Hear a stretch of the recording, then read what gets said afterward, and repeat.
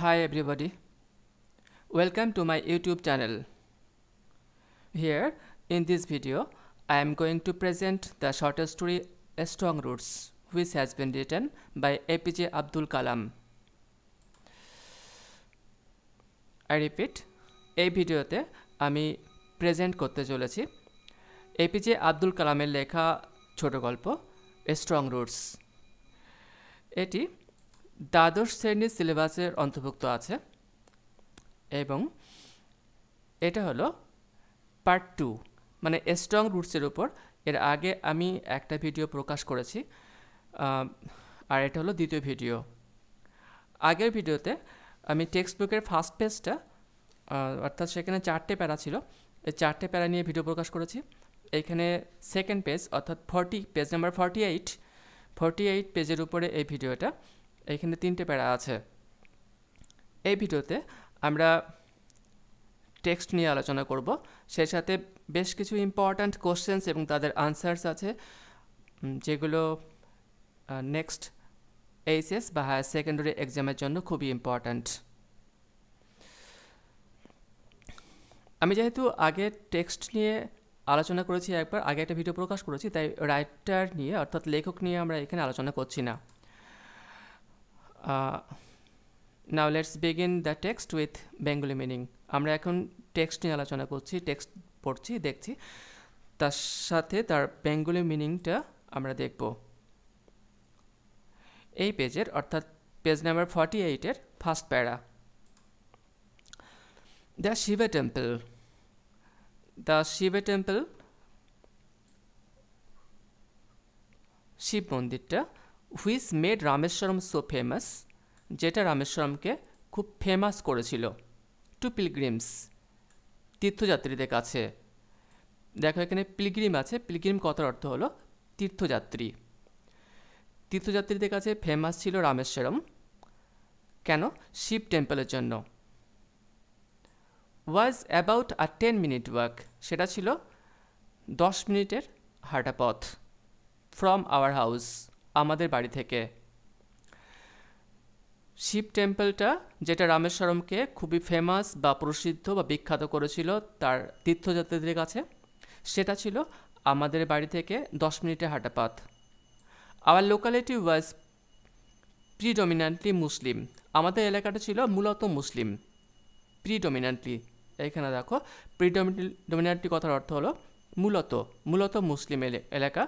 But there were, কিন্তু সেখানে ছিল quite a lot of Hindu families too, সেখানে আরও বেশ কিছু হিন্দু পরিবারও ছিল। লিভিং অ্যামিকেবলি, তারা বাস করত অ্যামিকেবলি, সৌহার্দ্যের সাথে, সৌহার্দ্যপূর্ণভাবে, মানে পরস্পরের সাথে তারা মিলেমিশেই থাকত। উইথ দেয়ার মুসলিম নেইবার্স, তাদের মুসলিম প্রতিবেশীদের সাথে। সেখানে এলাকাটা ছিল মূলত মুসলিম এলাকা, কিন্তু সেখানে বেশ কিছু হিন্দু পরিবার ছিল যারা amicably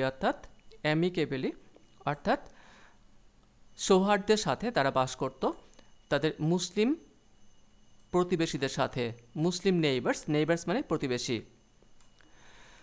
There was a very old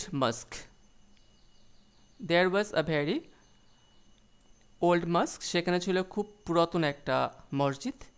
in our locality, আমাদের এলাকায় খুব পুরাতন একটা মসজিদ ছিল। হোয়ার, যেখানে my father would take me, যেখানে আমার বাবা আমাকে নিয়ে যেতেন ফর ইভিনিং প্রেয়ার্স, সান্ধ্যকালীন প্রার্থনার জন্য। I had not the faintest idea, আমার ক্ষীণতম ধারণা ছিল না। I had not the faintest, দেখো এখানে ফেন্টেস্ট আছে, ফেন্টেস্ট মানে ক্ষীণতম, মানে খুব অল্প মাত্রায়ও। ক্ষীণতম ধারণা ছিল না। Of the meaning of the Arabic prayers chanted, যে আরবি প্রার্থনাগুলো সেখানে করা হতো। চ্যান্ট মানে প্রার্থনা করা, যে আরবি প্রার্থনাগুলো করা হতো সেগুলো সম্পর্কে ক্ষীণতম ধারণা আমার ছিল না। But I was totally convinced, কিন্তু আমি পুরোপুরি আশ্বস্ত ছিলাম। কনভিন্স মানে আশ্বস্ত, বা এই ধারণা বা এই বিশ্বাস আমার ছিল যে দ্যাট দ্য রিচড গড, তারা ঈশ্বরের কাছে পৌঁছায়। লেখক বুঝতে পারতেন না তার আরবি অর্থ, কিন্তু তার মনে এই ধারণা ছিল যে সেই প্রার্থনাগুলো তারা যা করত সেগুলো সব ঈশ্বরের কাছে পৌঁছাতো। এখানে একটা ওয়ার্ড আছে কনভিন্সড মানে আশ্বস্ত হওয়া, আশ্বস্ত করা। But I was totally convinced that, কিন্তু আমি পুরোপুরি আশ্বস্ত ছিলাম, মানে পুরোপুরি আমি এই ধারণার বশীভূত ছিলাম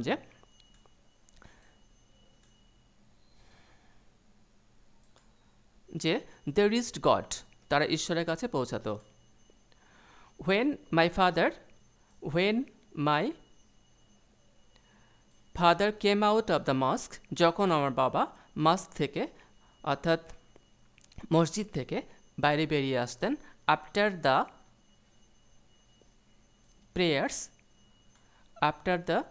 প্রেয়ার্স প্রার্থনার পরে, এখানে এটা প্রেয়ার্স হবে, PRAYERS হবে, এখানে স্পেলিং মিস্টেক হয়ে গেছে, প্রিন্টিংয়ের সময় মিস্টেক হয়ে টাইপের সঙ্গে মিস্টেক হয়ে গেছে, সরি। আফটার দ্য প্রেয়ার্স প্রার্থনার পরে, পিপল অফ ডিফারেন্ট রিলিজিয়ন্স বিভিন্ন ধর্মের লোকজন উড বি সিটিং আউটসাইড বাইরে বসে থাকতো, ওয়েটিং ফর হিম তার জন্য অপেক্ষা করত। প্রার্থনার পরে আমার বাবা যখন মসজিদ থেকে বেরিয়ে আসতেন তখন বিভিন্ন ধর্মের লোকজন, পিপল অফ ডিফারেন্ট রিলিজিয়ন বিভিন্ন ধর্মের লোকজন, উড বি সিটিং আউটসাইড তারা বাইরে বসে থাকতো, ওয়েটিং ফর হিম তার জন্য অপেক্ষা করত। ম্যানি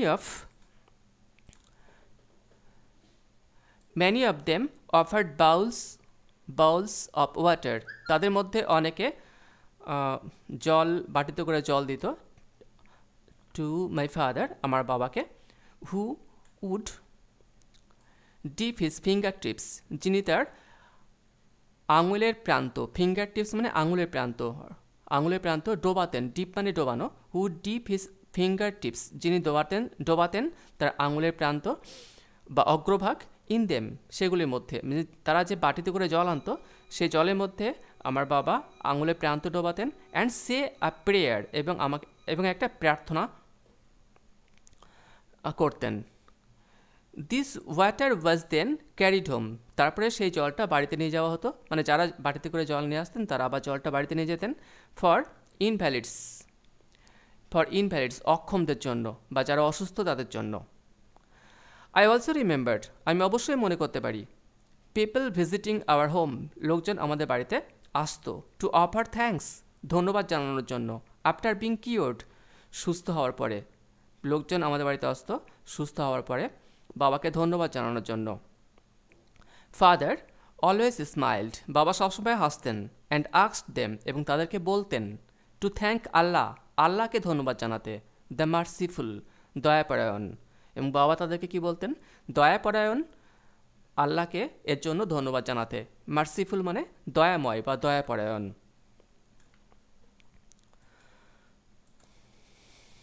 পরে প্যারা, দ্য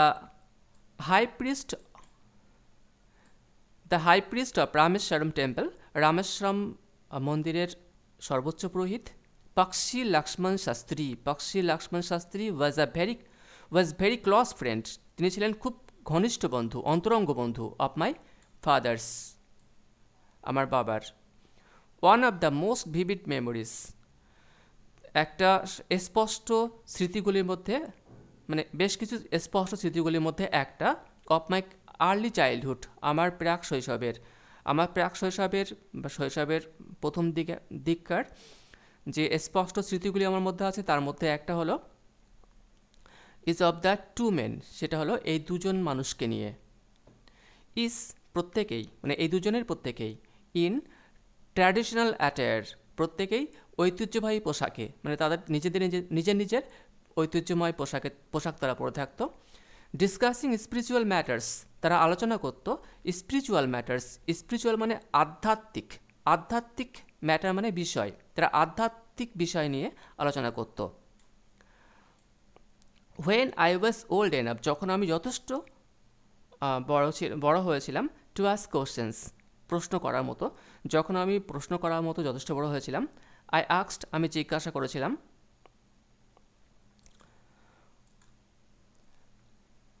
মাই ফাদার আমার বাবাকে about the relevance of prayer, প্রার্থনার আনুষঙ্গিকতা সম্পর্কে, মানে প্রার্থনার আনুষঙ্গিকতা বা অর্থ বা মিনিং কি, প্রার্থনার আনুষঙ্গিকতা, রিলেভেন্স অর্থাৎ আনুষঙ্গিকতা, আনুষঙ্গিকতা কি সে ব্যাপারে আমি বাবাকে প্রশ্ন করেছিলাম।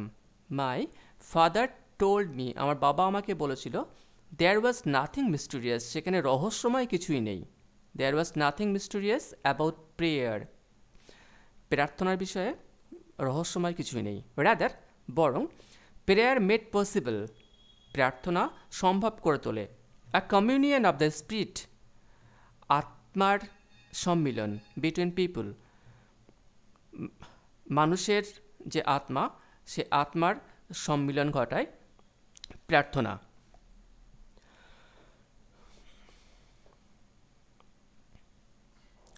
হোয়েন ইউ প্রে, যখন তুমি প্রার্থনা করো, হি সেড, তিনি বলেছিলেন, তিনি আরও কি বলেছিলেন, যখন তুমি প্রার্থনা করো, ইউ ট্রান্সেন্ড ইউর বডি, তুমি তোমার দেহকে, শরীরকে ছাড়িয়ে চলে যাও, and become a part of the cosmos, এবং তুমি এই বিশ্ব ব্রহ্মাণ্ডের, এই বিশ্ব জগতের একটা অংশ হয়ে যাও।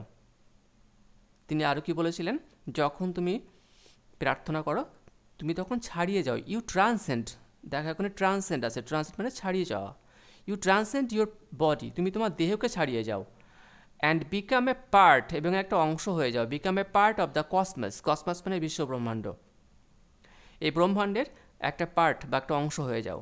Which knows no division of wealth, যা কোনো সম্পদের বিভেদ জানে না, মানে যেখানে সম্পদের কোনো বিভেদ নেই, মানে কে ধনী লোক কে গরিব তার কোনো বিভেদ সেখানে নেই। এজ, সেখানে বয়সের কোনো বিভেদ নেই। কাস্ট, জাতিভেদের কোনো বিভেদ নেই। অর ক্রিড, অথবা ধর্মীয় বিশ্বাসের কোনো বিভেদ নেই, অর্থাৎ কে কোন ধর্মীয়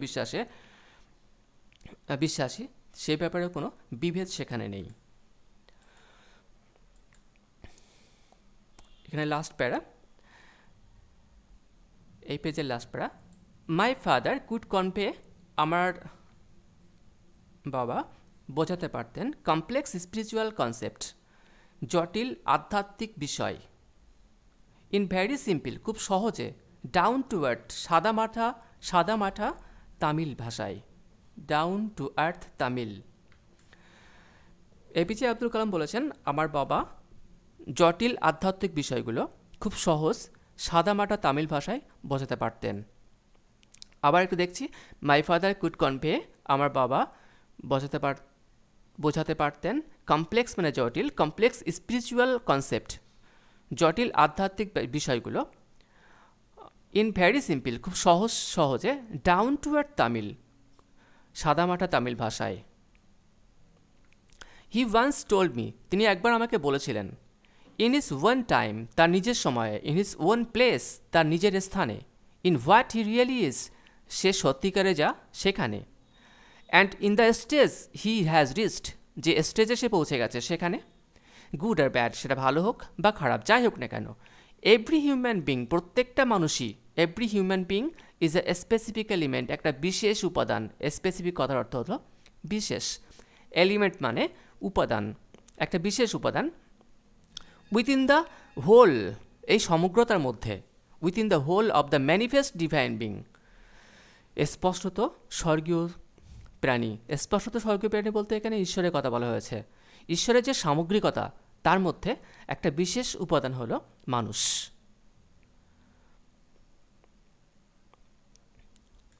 তাহলে এখানে কি বলেছেন তিনি, তার নিজস্ব সময়ে, তার নিজস্ব স্থানে, সে সত্যিকারে কি এবং যে স্থানে সে পৌঁছে গেছে, সে ভালো স্থান হোক বা খারাপ যাই হোক না কেন, যে পজিশনই হোক না কেন, প্রত্যেকটা মানুষই হলো ঈশ্বরের একটা উপাদান। So why be afraid of, তাহলে কেন আমরা ভয় পাব ডিফিকাল্টিস, তাহলে আমরা কেন ভয় পাব ডিফিকাল্টিসকে বা সমস্যাগুলিকে বা কষ্টগুলিকে, আমরা কষ্টকে কেন ভয় পাব, sufferings,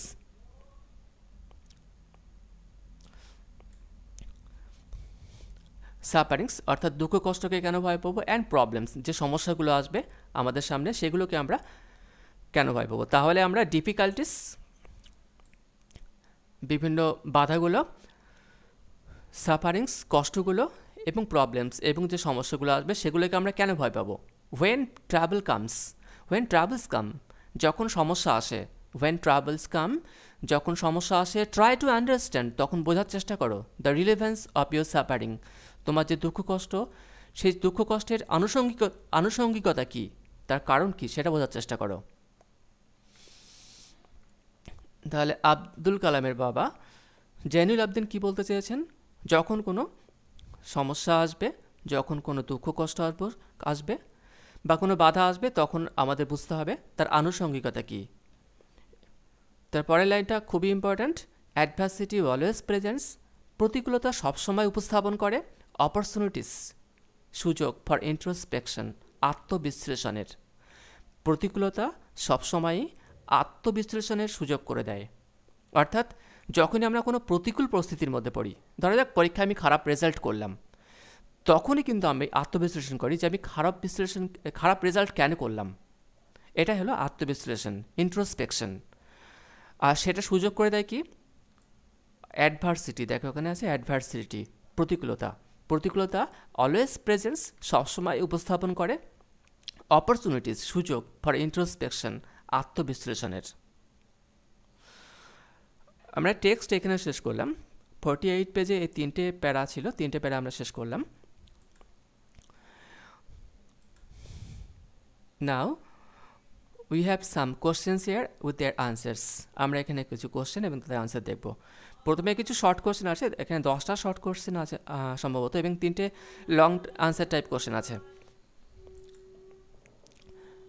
let's have a look at the first question. First question কী আছে এখানে? Why was Rameswaram so famous to the pilgrims? Rameswaram কেন তার তীর্থযাত্রীদের কাছে এতটা জনপ্রিয় ছিল, বিখ্যাত ছিল? Answer, Rameswaram was famous, Rameswaram ছিল বিখ্যাত, টু দ্য পিলগ্রিমস, তীর্থযাত্রীদের কাছে, for the Shiva temple, Shiva মন্দিরের জন্য, সিচুয়েটেড দেয়ার, যেটা সেখানে অবস্থিত ছিল। Second question, who was the high priest of the Rameswaram temple? Rameswaram মন্দিরের সর্বোচ্চ পুরোহিত কে ছিলেন? খুব সহজ কোশ্চেন এবং খুব সহজ answer. The high priest of Rameswaram temple was Pakshi Lakshmana Sastry. এর অর্থ বলার মনে হয় প্রয়োজন নেই। পরে question, how far was the Shiva temple from Kalam's house? কালামের বাড়ি থেকে শিব টেম্পলটা কত দূরে ছিল? Answer,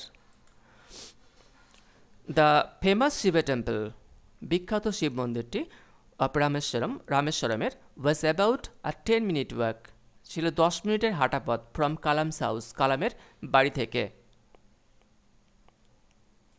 fourth question,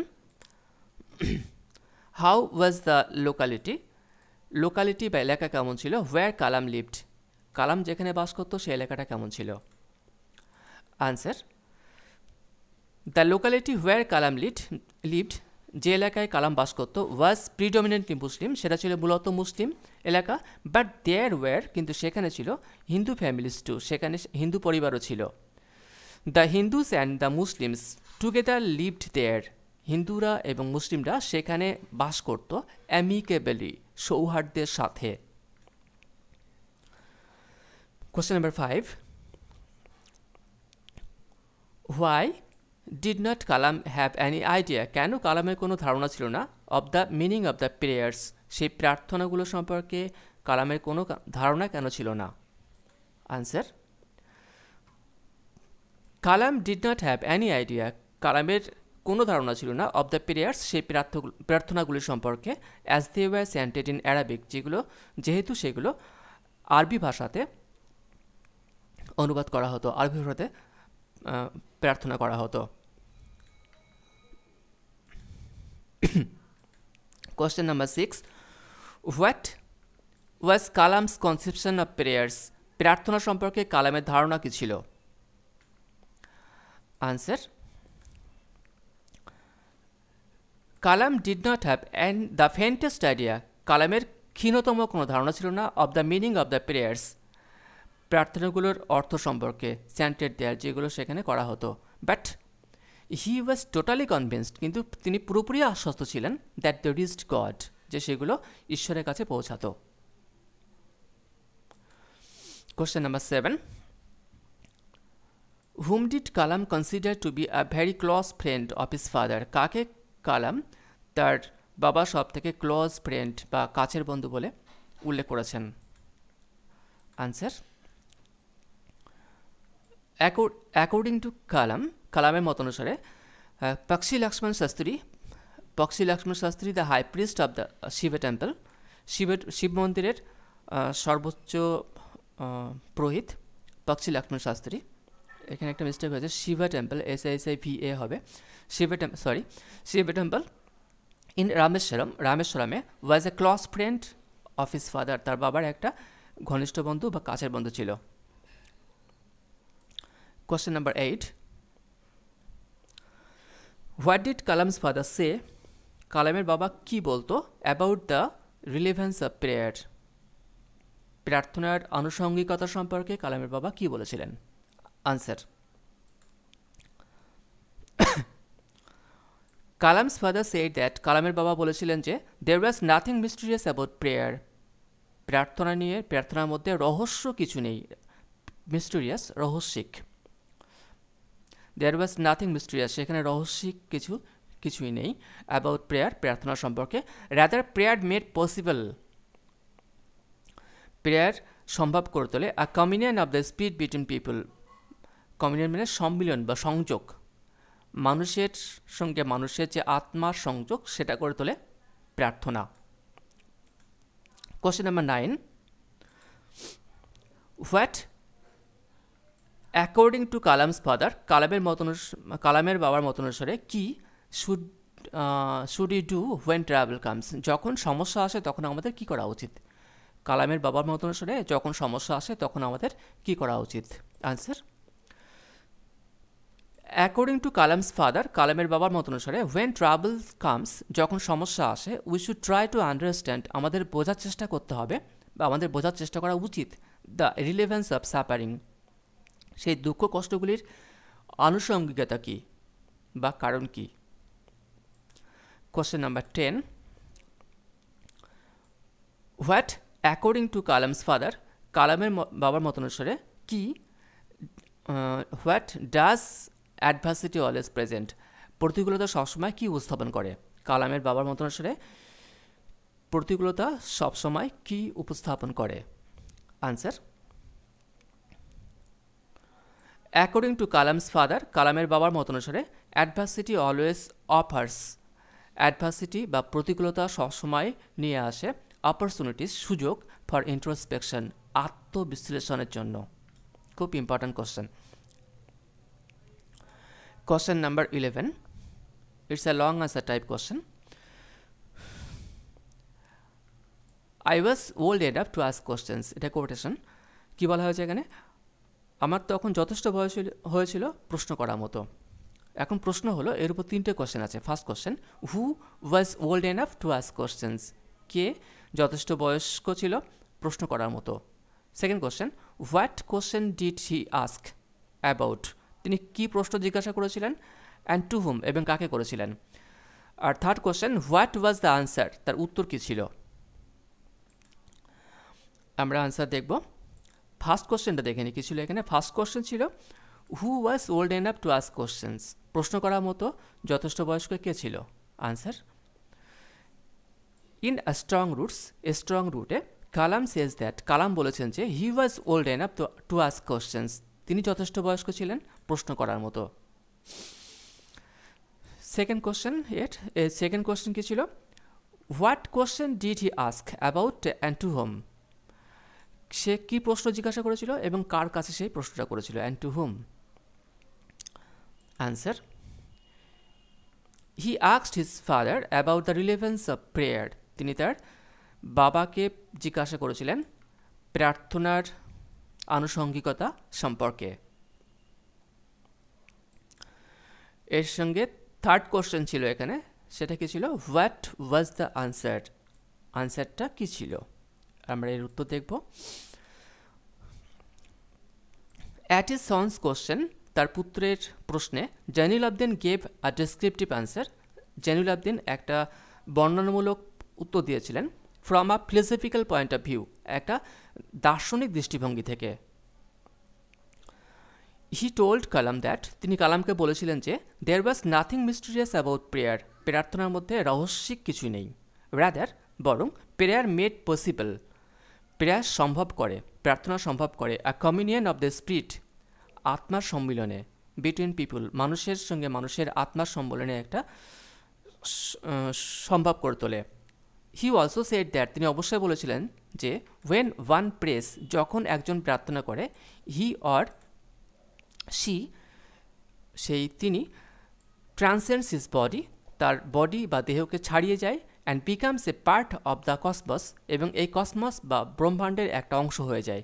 which knows no division of wealth, যেটা জানে না কোনো সম্পদের বিভাগ সম্পর্কে, এজ বয়সের বিভেদ সম্পর্কে, কাস্ট জাতিভেদের বিভেদ সম্পর্কে, আর ক্রিড অথবা ধর্মীয় বিশ্বাসের বিভেদ সম্পর্কে। দেয়ারফোর, তাই প্রেয়ার্স মে হেল্প আস, প্রার্থনা আমাদেরকে সাহায্য করে টু ওভারকাম, কাটিয়ে উঠতে, দ্য ন্যারোনেস, সংকীর্ণতা, দ্য ন্যারোনেস অফ মাইন্ড, মনের সংকীর্ণতা, অ্যান্ড ব্রডেন আওয়ার হার্ট, এবং আমাদের হৃদয়কে প্রশস্ত করে, towards different religious faith, towards মানে প্রতি, টুয়ার্ডস ডিফারেন্ট বিভিন্ন ধর্মীয় বিশ্বাস, রিলিজিয়াস ফেথ, রিলিজিয়াস মানে ধর্মীয়, ফেথ মানে বিশ্বাস, বিভিন্ন ধর্মীয় বিশ্বাসের প্রতি আমাদের মনকে আরও প্রশস্ত করে। Question number 12, what picture of communal harmony, সাম্প্রদায়িক সম্প্রীতির কি দৃশ্য, কি ছবি, হ্যাজ বিন ডেপিক্টেড, চিত্রাঙ্কিত করা হয়েছে, বাই কালাম, কালামের দ্বারা, ইন হিজ স্ট্রং রুটস, তার স্ট্রং রুটসে। আমরা আনসার দেখব, একটাই কোশ্চেন এখানে। Abdul Kalam a famous personality, Abdul Kalam একজন বিখ্যাত ব্যক্তিত্ব, সায়েন্টিস্ট একজন বিজ্ঞানী, and former president of India, এবং ভারতবর্ষের প্রাক্তন রাষ্ট্রপতি, স্পেন্ট হিজ চাইল্ডহুড, তার শৈশব কাটিয়েছিলেন, in the island town of Rameswaram, Rameswaram নামক দ্বীপ শহরে। In order to present a picturesque childhood, একটা ছবির মতো শৈশবকে বর্ণনা করার জন্য, কালাম হ্যাজ ডেপিক্টেড, কালাম তুলে ধরেছেন, চিত্রাঙ্কিত করেছেন, আ পিকচার একটা ছবি, অফ কমিউনাল হারমোনি, সাম্প্রদায়িক সম্প্রীতির।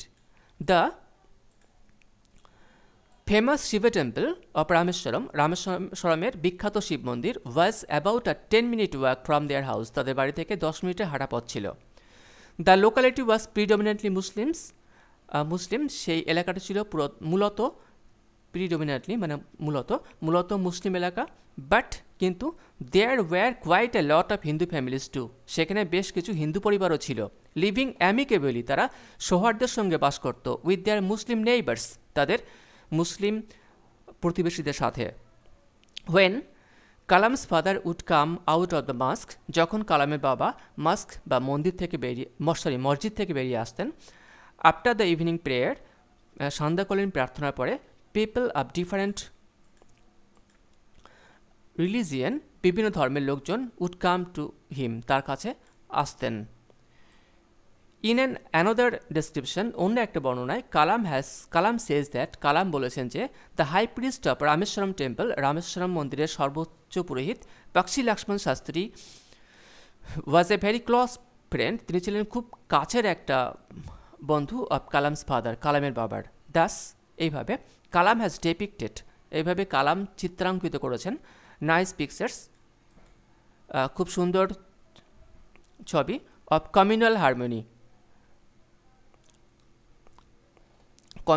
সাম্প্রদায়িক সম্প্রীতির খুব সুন্দর একটা ছবি তুলে ধরেছেন, ইন হিজ রাইটিং, তার লেখনীতে। পরের question number 13, adversity always presents opportunities for introspection, প্রতিকূলতা সবসময় আত্মবিশ্লেষণের সুযোগ নিয়ে আসে। এটা আমাদের এই টেক্সট যেটুকু পড়েছি তার শেষ লাইনটা, শেষ সেন্টেন্সটা। Now question, who Sage this, কে কথা বলেছেন, what does the speaker mean to say, এবং স্পিকার বা বক্তা কি বলতে চেয়েছেন। এখানে ফার্স্ট কোশ্চেন কী ছিল, হু সেজ দিস, কে এ কথা বলেছেন। আনসার, কালামস ফাদার, কালামের বাবা জৈনুল আবদিন সেজ দিস, তার বাবা জেনিলুদ্দিন এই কথা বলেছেন। এর সঙ্গে সেকেন্ড কোশ্চেন কী ছিল, what does the speaker mean to say, speaker কী বলতে চেয়েছেন? Answer, Jainulabdeen had the believe that, জেনিলুদ্দিনের এই বিশ্বাস ছিল যে অ্যাডভার্সিটিস অলওয়েজ ব্রিং, অ্যাডভার্সিটিস বা প্রতিকূলতা সবসময় নিয়ে আসে, দ্য অপরচুনিটিস সুযোগগুলো, ফর ইন্ট্রোস্পেকশন আত্মবিশ্লেষণের।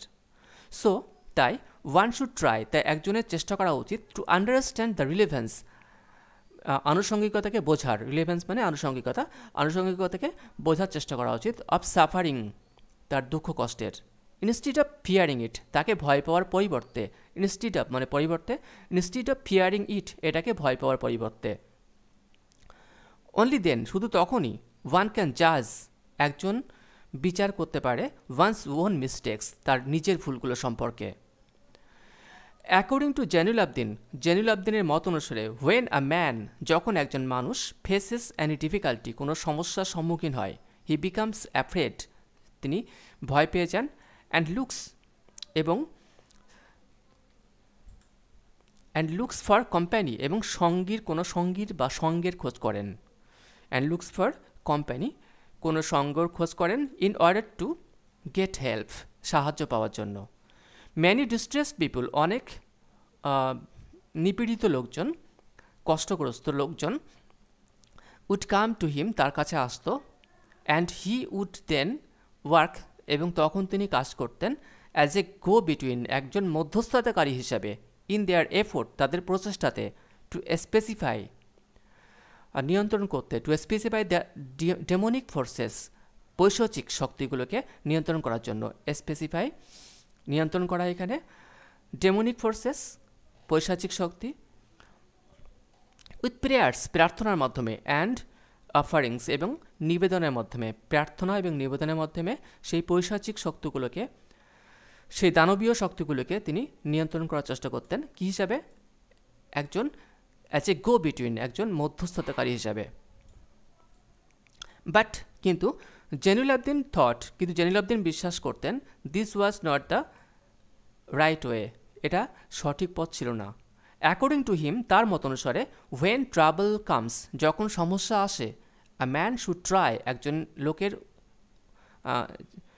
চেষ্টা করা উচিত, টু আন্ডারস্ট্যান্ড বোঝার চেষ্টা করা উচিত, the relevance of his suffering তার দুঃখ কষ্টের আনুষঙ্গিকতা কী।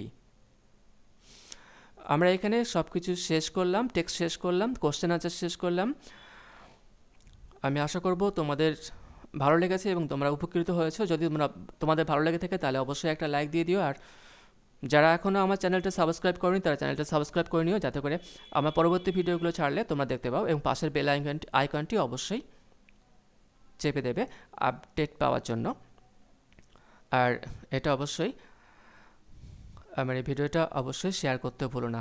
নাও thank you everybody, thank you for watching this video.